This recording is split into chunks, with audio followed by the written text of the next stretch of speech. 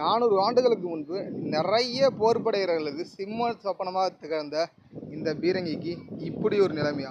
இப்போ நம்ம வந்து மயிலாடுதுறை மாவட்டம் தரங்கம்பாடியில் வங்காள விரிகுடா கடலை ஒட்டியே அமைந்துள்ள டேனிஷ் கோட்டையில் இருக்கும். இந்த கோட்டை 1620 டேனிஷ், அதாவது டென்மார்க் மக்கள், ஐரோப்பாவில் இருக்க டென்மார்க் மக்களால் கட்டப்பட்டது.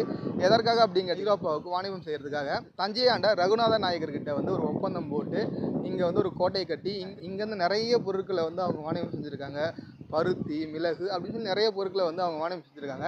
அப்படி வாணிபம் செய்யும்போது அது ஒரு கோட்டையை கட்டியிருக்காங்க. அந்த கோட்டையோட பாதுகாப்பு இருக்குது. இதுபோல் பீரங்கிகளை வந்து நிலைநிறுத்தியிருக்காங்க. இந்த பீரங்கிகள் வந்து காலப்போக்கில் அதுக்கடுத்து இந்த கோட்டை வந்து பிரிட்டிஷ் பீப்புள் கிட்ட போயிருக்கு. சுதந்திரம் ஆனதுக்கப்புறம் இப்போ தொல்லியல் துறை இந்த கோட்டையை பாதுகாக்கிறாங்க. கிட்டத்தட்ட 400 ஆண்டுகள் உருண்டு ஓடிடுச்சு. அதனால் இந்த பீரங்கி பாருங்கள், இங்கே தொடர்ந்து வீசின உப்பு காற்றால் வந்து செதஞ்சு இன்றைக்கி எப்படி இருக்குன்னு சொல்லி பாருங்களா. இந்த பீரங்கியோட பின்பக்கம்